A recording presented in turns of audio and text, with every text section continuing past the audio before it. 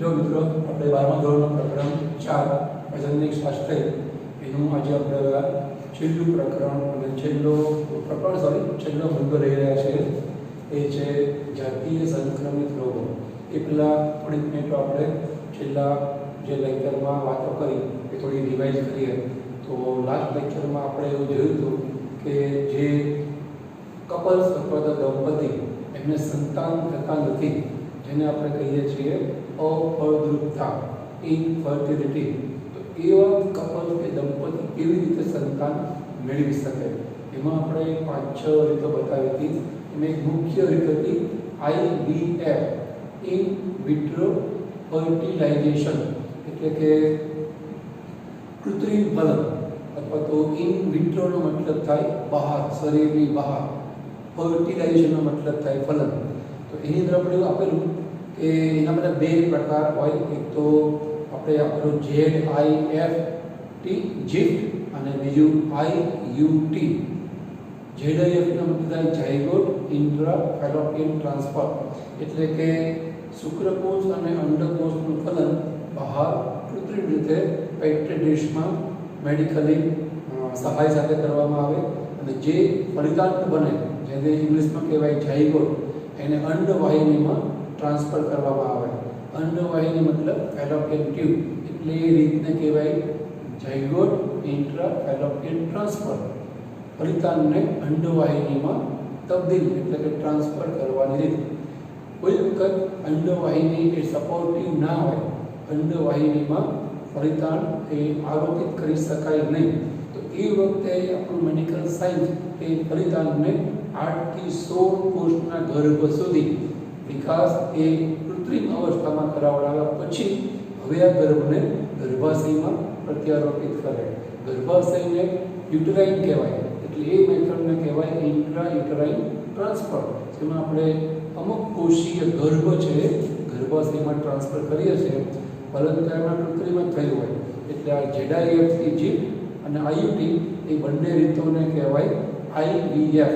તમે જો news paper વાંચતા હોય તો ઘણી બધી વખત તમને ન્યૂઝ પેપરમાં ફૂલ એવી જાહેરાત જોવા મળે કે અમારા આ જે તે ક્લિનિકની અંદર IVF અમે કરી આપીએ છીએ આમ તેમ। જે સંતાન વિહોણા દંપતી છે એ લોકો આવી રીતે IVFની સહાયથી સંતાન છે મેળવી શકે। એ મેથડને ઇન જનરલ આપણે ART પણ કહી શકીએ, આસિસ્ટેડ રિપ્રોડક્ટિવ ટેકનિક, એટલે કે સહાયક પ્રજનન પદ્ધતિ। જે કુદરતી રીતે બાળક મેળવી શકે એમ નથી એવા દંપતીને આવી રીતે આપણું તબીબી વિજ્ઞાન મેડિકલ સાયન્સ એ સહાય કરે અને એને કારણે એમને સંતાન થાય, એટલે એને ART આસિસ્ટેડ રિપ્રોડક્ટિવ ટેકનિક પણ કહેવાય। બીજી આપણે એક રીતે જોઈ હતી કે જે પુરુષ શુક્રકોષ કે વીર્યને પોતાની પત્ની કે સ્ત્રી શરીરમાં દાખલ કરી શકે એમ નથી, એના માટે આપણે એક બતાવી હતી AI, એટલે કે આર્ટિફિશિયલ ઇન્સેમિનેશન। સિમેન મતલબ વીર્ય, ઇન્સેમિનેશન મતલબ વીર્યનું દાન કરવું, એટલે કે વીર્યનું સેચન કરવું, વીર્ય દાખલ કરવું, અને આર્ટિફિશિયલ મતલબ કૃત્રિમ, એને કહેવાય કૃત્રિમ વીર્ય સેચન। તો એવા પ્રકારની દંપતીની અંદર આપણું મેડિકલ સાયન્સ એ પુરુષ જે હોય એમાંથી શુક્રકોષો મેળવી કે વીર્ય છે મેળવી અને યોનિ માર્ગમાં દાખલ કરે, એને AI કહેવાય। એ સિવાય એક આપણે ચોથી મેથડ શીખ્યા હતા કે ICSI, જ્યારે શુક્રકોષ અંડકોષનું ફલન કરી શકે એમ નથી, તો એ વખતે આપણું મેડિકલ સાયન્સ શુક્રકોષને સીધો જ અંડકોષમાં દાખલ કરી દે। એનું ઇંગ્લિશ નામ છે ICSI। આપણે એનું આપણું નામ શીખ્યા હતા કે ઇન્ટ્રા સાઇટોપ્લાઝમિક સ્પોર ઇન્જેક્શન। સાઇટોપ્લાઝમ મતલબ કોષરસ, ઇન્ટ્રા મતલબ અંદર, સ્પોર મતલબ શુક્રકોષ, ઇન્જેક્શન મતલબ દાખલ કરવું। તો અંડકોષના કોષરસમાં શુક્રકોષને દાખલ કરવો એને આપણે ICSI તરીકે ઓળખીએ છીએ। એ સિવાય આપણે છેલ્લી મેથડ શીખ્યા હતા, છઠ્ઠી મેથડ એ હતી ગિફ્ટ, GIFT ગિફ્ટ। એની અંદર આપણું નામ છે ગેમેટ ઇન્ટ્રા ફેલોપિયન ટ્રાન્સફર। જે દાતા વ્યક્તિ છે, દાતા પુરુષ છે, એમાંથી આપણે શુક્રકોષ અલગ કરી અને શુક્રકોષને જે ગ્રાહી મહિલા છે એની અંડવાહિનીમાં જે અંડકોષ છે ત્યાં આપણે શુક્રકોષને મૂકીએ છીએ। એના કારણે ફલનની શક્યતા ઘણી બધી વધી જાય। तो आ गैमेटનો મતલબ થાય શુક્રકોષ। તો આપણે શુક્રકોષને ફેલોપિયન મતલબ અંડવાહિનીમાં દાખલ કરીએ છીએ, ટ્રાન્સફર કરીએ છીએ, તેને કહેવાય GIFT એટલે કે ગિફ્ટ।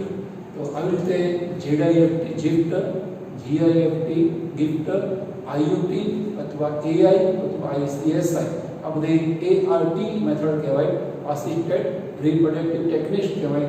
તેના દ્વારા જેમને સંતાન નથી એ સંતાન છે મેળવી શકે।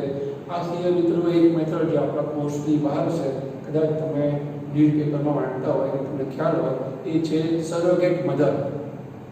જ્યારે સ્ત્રીની અંદર ગર્ભાશય એ ગર્ભ ધારણ કરી શકે એમ ના હોય ત્યારે એ સ્ત્રીનો અંડકોષ અને એના હસબન્ડ કે પતિનો શુક્રકોષ લઈ અને આપણું મેડિકલ સાયન્સ એનું ફલન એ બહાર કૃત્રિમ રીતે કરે કાચના પાત્રમાં। અને હવે ફલિતાનને કોઈ જે ત્રીજી મહિલા, કોઈ અન્ય મહિલા એના ગર્ભાશયમાં દાખલ કરે અને ગર્ભ 9 મહિનાના અંતે ઉછરી અને બાળકના રૂપમાં જન્મે એ આ જે મૂળ દંપતી છે એને આપવામાં આવે।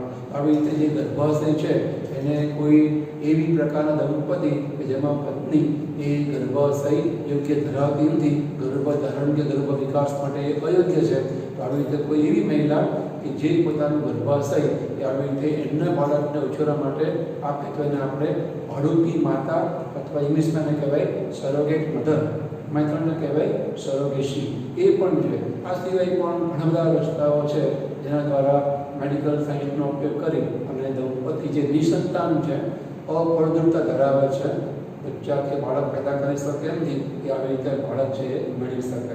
તો આપણે આ પાઠની અંદર જે મુખ્ય બે મુદ્દા હતા કે જેમને બાળક જોઈતું નથી એ જન્મ નિયંત્રણ કેવી રીતે કરે, એમાં આપણે ઘણી પદ્ધતિઓ શીખ્યા। અને એ સિવાય જેમને બાળક નથી એ કેવી રીતે બાળક મેળવી શકે એમાં આપણે આશરે 6-7 મેથડ છે જોઈ। હવે પાઠનો નાનો એવો છેલ્લો મુદ્દો છે એ શીખીને આપણે ચેપ્ટર પૂરું કરીએ। તો એ છે STD। પ્રજનનિક સ્વાસ્થ્યની અંદર આનો પણ સમાવેશ થાય।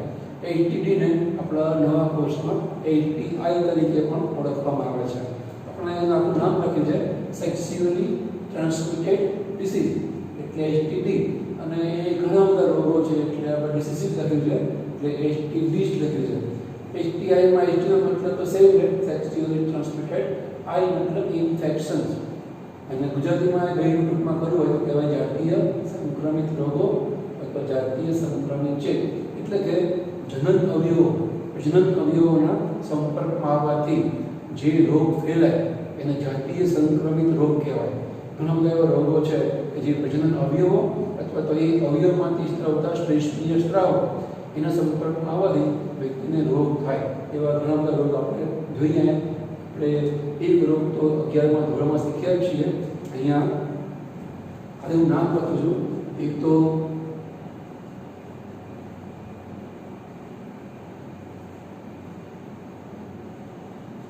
જનનાંગીય હર્પીસ, બીજો છે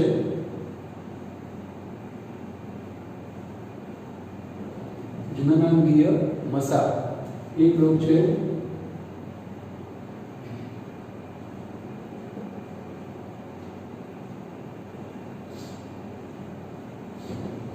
ક્લેમાઇડિયાસિસ અથવા તો ક્લેમિડિયાસિસ, એક રોગ છે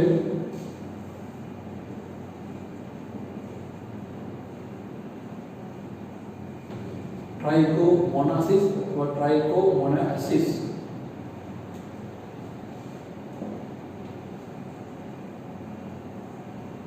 એ સિવાય આપણે એક તો એવો રોગ છે પરિચિત છીએ પણ કે મીડિયાની અંદર ઘણી બધી વખત એ વિશે ઘણી બધી વાતો છે આપણે વાંચતા સાંભળતા હોઈએ છીએ।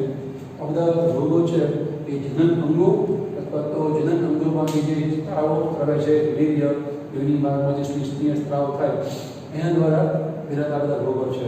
કોઈ બેક્ટેરિયલ ડિસીઝ છે તો કોઈ એમાં ફંગલ ડિસીઝ હોય, ટૂંકમાં આ બધા STD પ્રકારના રોગો કહેવાય। હવે આ રોગો છે એ ફેલાવાનું કારણ શું? તો ફેલાવાનું કારણ છે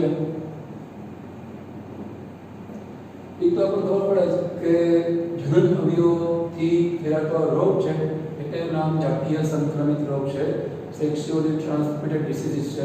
એટલે આપણને એક કારણ ખબર પડે કે જે ચેપગ્રસ્ત વ્યક્તિ છે એની સાથે જે તંદુરસ્ત વ્યક્તિ છે એ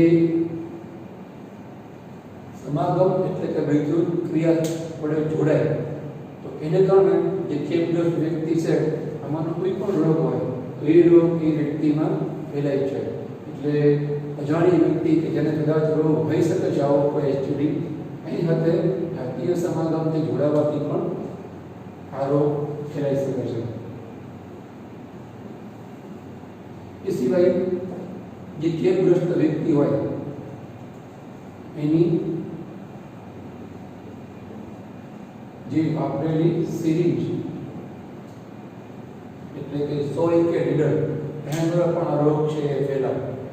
મોટાભાગે અત્યારે આપણે ડિસ્પોઝેબલ સોય વાપરીએ છીએ, પણ જે નશાખોર વ્યક્તિઓ હોય એ ગ્રુપમાં નશો કરે, શક્ય છે એમાં કોઈ એક વ્યક્તિને પણ જો આવો કોઈ રોગ હોય અને એની ઇન્જેક્શનવાળી જે સોય કે સિરિંજ એ બીજો કોઈ વ્યક્તિ વાપરે તો આમાં જે રોગ એ વ્યક્તિનો હોય એ બીજાને ફેલાય. એ સિવાય ઉતાવળમાં તો કોઈ એવા દવાખાનામાં બીજા ડૉક્ટર લોખંડની સોય વાપરે છે, રીયુઝેબલ સોય વાપરે છે, તો એ વ્યક્તિ જેના કોઈ રોગ છે એને ઇન્જેક્શન માર્યા પછી જો બરાબર એની સફાઈ થાય નહીં, અમુક મિનિટ સુધી એને 100 ડિગ્રી તાપમાને ઉકળતા પાણીમાં ઉકાળવામાં ના આવ્યો અને ઉતાવળે વધારે પડતા જો પેશન્ટ્સ હોય તો એને કદાચ ઉતાવળે ચૂકી કર્યા વગર બીજાને ઇન્જેક્શન આપવામાં આવે તો એને પણ રોગ છે થઈ જાય. એ સિવાય રુધિરાદાન દ્વારા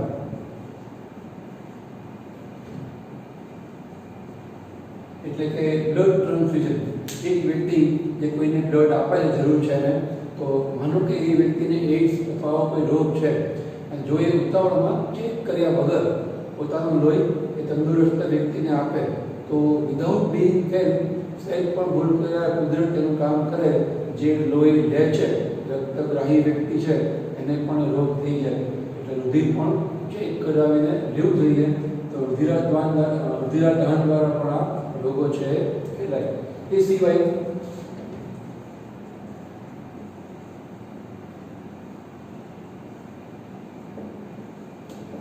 માતા દ્વારા શિશુમાં જો મહિલા એ એઇડ્સ ગ્રસ્ત અથવા આવા કોઈ જાતીય રોગથી સંક્રમિત છે એને કોઈ રોગ છે તો હવે જે બાળકને જન્મ આપશે એ બાળક પણ એ રોગવાળું જ જન્મે. એટલે માતાને રોગ હોય તો માતા દ્વારા જે બાળક જન્મે છે એને પણ એ રોગ જન્મથી જ તે જોવા મળે. એ સિવાય સ્તનપાન દ્વારા પણ આ રોગ છે ફેલાઈ શકે. એટલે કે જે મહિલા પ્રેગ્નન્ટ છે, બાળક જન્મ જો આપેલો નથી, તંદુરસ્ત છે, પણ જ્યારે જન્મ બાળકને આપે છે અને એમાં કદાચ ડિલિવરી ટાઈમમાં વધારે પડતું બ્લીડિંગ થઈ જાય, રક્તસ્રાવ થાય, તાત્કાલિક લોહી આપવાની જરૂર પડે તો શક્ય છે કે ઉતાવળમાં કોઈ એઇડ્સવાળી વ્યક્તિ લોહી આવી જાય તો હવે એ માતા એઇડ્સવાળી સંક્રમિત કહેવાય. અને હવે જ્યારે પોતાના બાળકનું સ્તનપાન કરાવે કે જેને હજુ કોઈ રોગ નથી પણ એ સ્તનમાંથી સ્ત્રવતા દૂધ દ્વારા પણ વાયરસ છે બાળકમાં જાય, એટલે સ્તનપાન દ્વારા પણ બાળકમાં રોગ ફેલાય એવું કહેવાય. એટલે આ બધા કારણો છે કે જેના દ્વારા એસટીડી અથવા જાતીય રોગ છે આપણને ફેલાય એવું જોવા મળે. આ આપણા કોર્સમાં આપેલી વાતો. એ સિવાય તમે જો વાંચતા રહેતા હોય તમને ખબર હશે કે આ સિવાય પણ એઇડ્સનો રોગ છે ફેલાય. કેવી રીતે? તો જે બીજાનું વાપરતું રેઝર છે આપણે ઘરે અથવા તો બહાર જે ધંધાદારી વ્યક્તિઓ સલૂનની અંદર એમાં જો એ બ્લેડ રીયુઝ કરવામાં આવે, જનરલી એ લોકો પણ બ્લેડ છે વાપરીને ફેંકી દે છે, પણ જો કદાચ છે આગલી વ્યક્તિ એ એઇડ્સવાળી અથવા રોગવાળી હોય અને એનું સેવિંગ કર્યા પછી જો થોડું બ્લીડિંગ થાય તો એના વાયરસ બેડ ઉપર ચોટેલા હોય, એના પછી તંદુરસ્ત વ્યક્તિ આવે એને પણ જો લોહી નીકળે તો, માનો કે લોહી ના નીકળે સેવિંગ દરમિયાન તો પ્રશ્ન નથી, પણ જો એને પણ લોહી નીકળે તો એ નાનું એવું લોહી નીકળતું ટસ્યુ એ વાયરસ માટે તો ગેટવે ઓફ ઇન્ડિયા કહેવાય, એમાંથી વાયરસ દાખલ થઈ જ જાય. તો રેઝર દ્વારા પણ આ એ પછી સ્ત્રી પુરુષ વાપરતા હોય પણ રેઝર દ્વારા પણ આ એસટીડી છે ફેલાઈ શકે. એ સિવાય મિત્રો ધ્યાનમાં રાખવાની કાળજી રાખવાની બાબત બીજાનું બ્રશ વાપરવાથી પણ થાય, કારણ કે ઘણીવાર આપણે અનનોવિંગલી બ્રશ કરતાં કરતાં વધારે પડતો ભાર અપાઈ જાય ને તો એ આપણને પેઢામાં બ્લીડિંગ થાય છે. આ બધા રોગો છે એ લોહીથી ફેલાતા રોગો છે. એટલે જો એઇડ્સ વાળી વ્યક્તિનું બ્રશ ભૂલથી આપણે વપરાઈ અને આપણને જો પણ લોહી નીકળે તો અથવા મોઢામાં ચાંદા હોય તો એમાંથી વાયરસ દાખલ થઈ જાય. એવી રીતે આ સિવાય મેં તમને 2 કારણ આપ્યા સિવાય કેટલાક એવા કારણો હોય કે જેનાથી વ્યક્તિને જાણે કે જાણે આવા કારણસર એસટીડીનો ચેપ છે લાગ્યા વગર રહેવાની, એટલે ઘણી બધી કાળજી છે રાખવી પડે. હવે આ રોગો એવા છે એસટીડી રોગો એની કોઈ દવા નથી, ઇવન એની કોઈ રસી પણ નથી. મોટો ઉપાય એ રોગ ન થાય એનો આપણે ઉપાય કરીએ. એનો મોટો ઉપાય એકવાર રોગ થઈ ગયા પછી આજની તારીખે હજુ આપણા મેડિકલ સાયન્સ પાસે કોઈ દવા કે રસી એની નથી. એટલે એ રોગ ન થાય એની આપણે કાળજી રાખવી પડે. તો એની કાળજી આપણે કઈ રાખી શકીએ?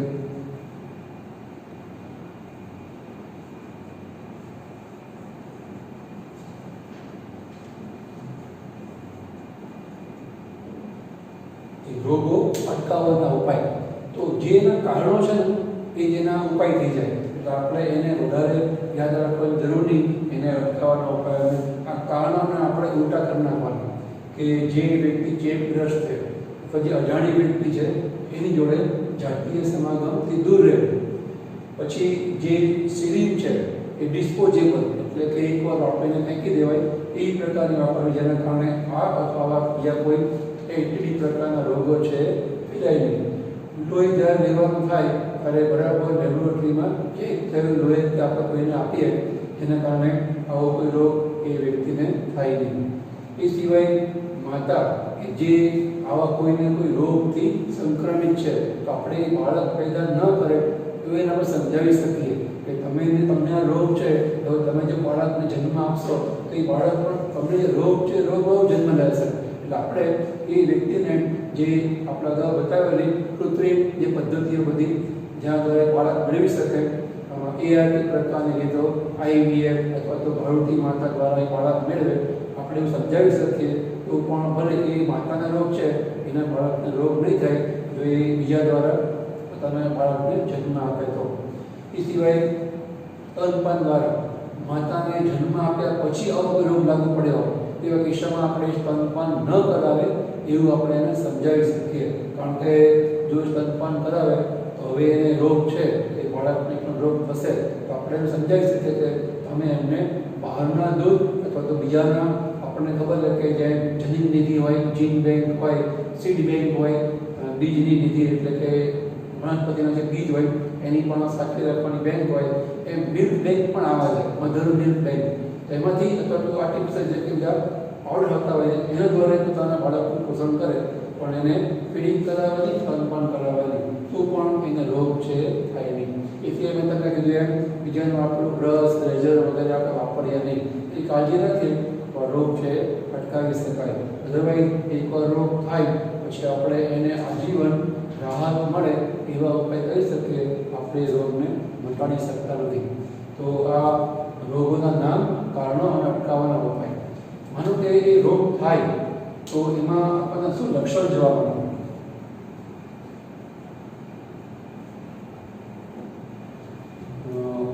હાલ આપણા એ છે કે જનરલી આ રોગો હોય એના ઇનિશિયલ બહુ લક્ષણો એટલા હોતા નથી જેના કારણે વ્યક્તિને ખબર પડે.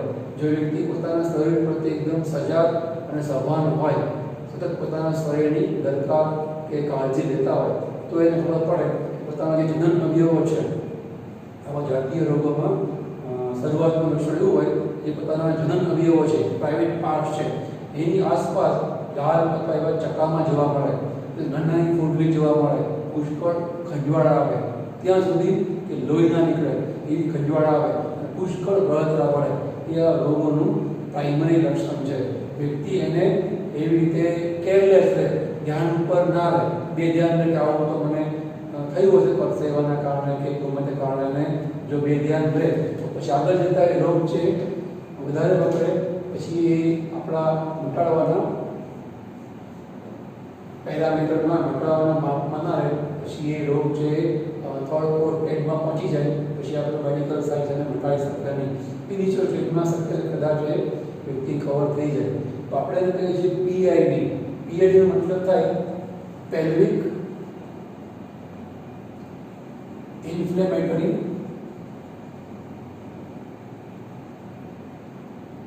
ડી એટલે રિસીઝ ત્યાં લખ્યું છે એટલે હું લખતો નથી. પેલ્વિકનો મતલબ આપણો મિત્રો જાનનો ભાગ થાય. જે આ ભાગ છે એ હાથનો અંદરનો ભાગ છે, આપણે અંડરઆર્મ કહીએ છીએ, બગલ કહીએ છીએ. એમ જાનનો જે મૂળનો ભાગ છે, પ્રાઇવેટ પાર્ટ અને જાન વચ્ચેનો મૂળનો ભાગ, એને વિજ્ઞાનની ભાષામાં પેલ્વિક કહેવામાં આવે છે. તો એ પેલ્વિકની અંદર શરૂઆતમાં આપણને બળતરા થાય. જો આપણે ધ્યાન ઉપર ના લઈએ, ડૉક્ટરનો સંપર્ક ના જ કરીએ તો શક્ય રહે એ પછી પીઆઈડી ઇન્ફ્લેમેશનનો મતલબ બળતરા, જે આપણા જાનના મૂળના ભાગમાં પેલ્વિક રિજિયનની અંદર થોડી બળતરા થાય. એ જે રોગગ્રસ્ત છે એને આપણે ધ્યાનમાં ન લઈએ પછીથી આમાંનો કોઈને કોઈ રોગ આપણને થઈ શકે, એને આપણે કહીએ છીએ પીઆઈડી. એ સિવાય બધા રોગો છે એ રોગોને એસટીડી અને એસટીઆઈ સિવાય આપણે એને વીડી તરીકે પણ ઓળખીએ છીએ. વીડીનું આખું નામ છે વેનરલ ડિસીઝ. એને પણ કહેવાય જાતીય રોગો. એસટીડી, એસટીઆઈ અથવા તો વેનરલ ડિસીઝ એટલે કે વીડી, એનો મતલબ એક જ થાય. તો ટૂંકમાં જો શરૂઆતથી વ્યક્તિ સભાન રહે તો એ રોગોમાંથી મુક્ત થઈ શકે. માનો કે એ રોગ થાય છે તો એની અંદર કેવા કેવા લક્ષણો હોઈ શકે, કેવું પરિણામ આવે.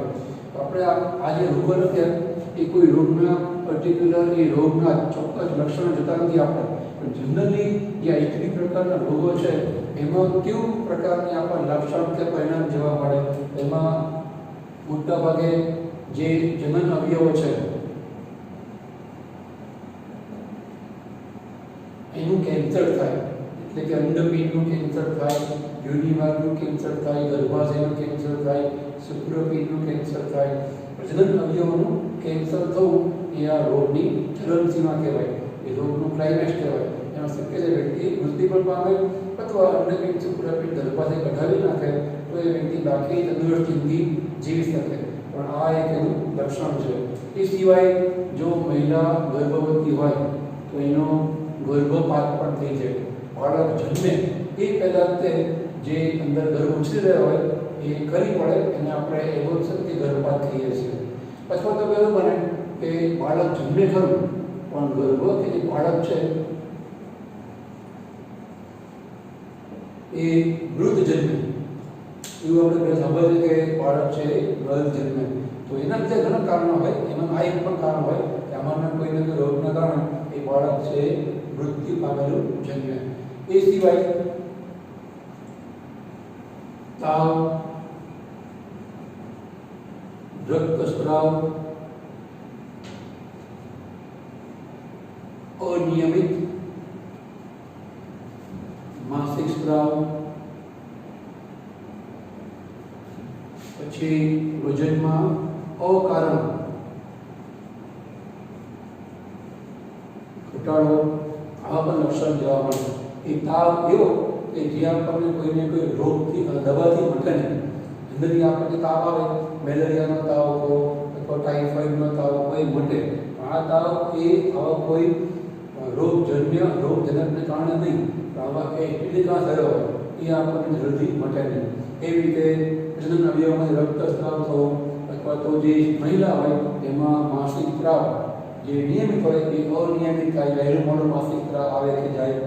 વજનમાં અકારણ ઘટાડો થાય, વ્યક્તિ ખાય નહીં, મહેનતું કામ કરે, ડાયટિંગ કરે, વજન ઘટે એ સમજી શકાય. કોઈ કારણ વગર વ્યક્તિના કોઈ સબંધ પ્રયત્ન વગર એનું વજન ઘટવા માંડે, એ loss of weight up to 20% પણ હોઈ શકે, 20% વજન અચાનક ઘટી જાય.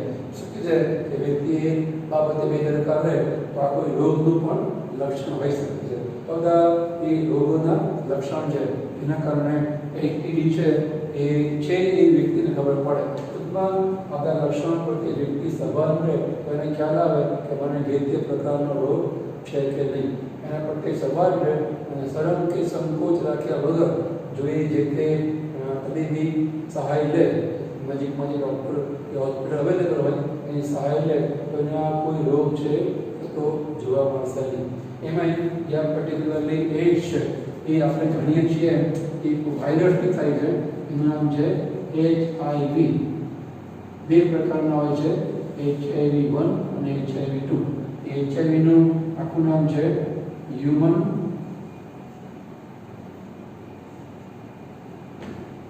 ઇમ્યુનો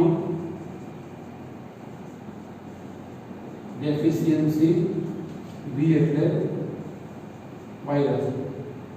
હ્યુમનનો મતલબ માનવ, ઇમ્યુન એટલે પ્રતિકાર શક્તિ, રોગ પ્રતિકાર શક્તિ, ડેફિશિયન્સી એટલે ખામી, અને વાયરસ મતલબ વિષાણુ. તો વિષાણુજન્ય એવો રોગ જેમાં વ્યક્તિની માણસની પ્રતિકાર શક્તિ એ ગાયબ થઈ જાય, પ્રતિકાર શક્તિ વ્યક્તિમાં રહે નહીં, રોગો લડવાની શક્તિ છે આ એઇડ્સના જે વાયરસ છે HIV-1 કે 2 એને કારણે ખતમ થઈ જાય. મતલબ કે વ્યક્તિએ નાનપણમાં બાળપણમાં જે રસી લીધી હોય, BCG, મોરી ચમડા, મમ્સ, મિઝલ્સ, એ બધી રસી પણ ન્યુટ્રલ થઈ જાય. એટલે કે એ વ્યક્તિ જેવો જન્મ હોય એવો થઈ જાય. એમ આપણે મોબાઈલ ફોન માટે કહીએ ને કે ફેક્ટરી રિસ્ટોર થઈ જાય. તમે એનું ઓપ્શન દબાવો એટલે એ ફોન જેવો નવો ધરો એ મોડમાં આવી જાય. આપણો બધો ડેટા છે એ કોન્ટેક્ટ સહિતનો ડિલીટ થઈ જાય. સેમ ટુ સેમ વ્યક્તિ જન્મ હોય ને બધા 20, 30, 40, 50, 70 વર્ષની ઉંમરે જો એના રોગ થાય તો એ જન્મ હોય અને એ વખતે એની પ્રતિકાર શક્તિ 0 હોય. જેમ જેમ એ સ્તનપાન કરે, બધી રસીઓ લે, એમ એમ એનામાં પ્રતિકાર શક્તિ છે એનો વિકાસ થાય. પણ આ HIV-ને કારણે એ બુદ્ધિ શક્તિ ખતમ થઈ જાય એટલે વ્યક્તિ હાઈલી સેન્સિટિવ ટુ એની ડિસીઝ, પર્યાવરણ કોઈ પણ રોગ પ્રત્યે એકદમ સંવેદનશીલ થઈ જાય. અને કોઈ પણ રોગ છે એ થાય જનરલી એને મોટાભાગે શરદી કે ન્યુમોનિયા થાય, એને કારણે વ્યક્તિ મરે. પણ ટૂંકમાં એઇડ્સના આ બે વાયરસ છે એનાથી આવી તકલીફ છે સર્જાય એવું કહેવાય. તો આપણે એકદમ ઇન શોર્ટ જોઈએ. આપણે 12માં જે આપણા 8મો પાઠ છે એમાં આપણે એઇડ્સ અને આ બતાવીએ કેન્સર વિશે વિગતવાર શીખવાના છીએ કે એ વખતે આપણે થોડું વધારે વાતો કરશું એની. અહીંયા તો જનરિક સ્વાસ્થ્ય સંદર્ભમાં આ રોગો, થોડા એના કારણો, એના ઉપાયો અને એના સાધારણ જનરલ સામાન્ય લક્ષણો એટલું આપણને આવડે એટલે ઘણું. તો તમે આ ટોપિક માઇક્રોના રૂપમાં છે એ જોજો, અને એમાં કોઈ ડાઉટ હોય તો તમારા ટીચર સાથે ડિસ્કસ કરીને એને સોલ્વ કરજો. અહીંયા પર રાખીએ છીએ ચેપ્ટર છે એ પૂરું થઈ જાય. હવે નેક્સ્ટ લેક્ચરમાં આપણે નવું ચેપ્ટર છે શરૂ કરીશું.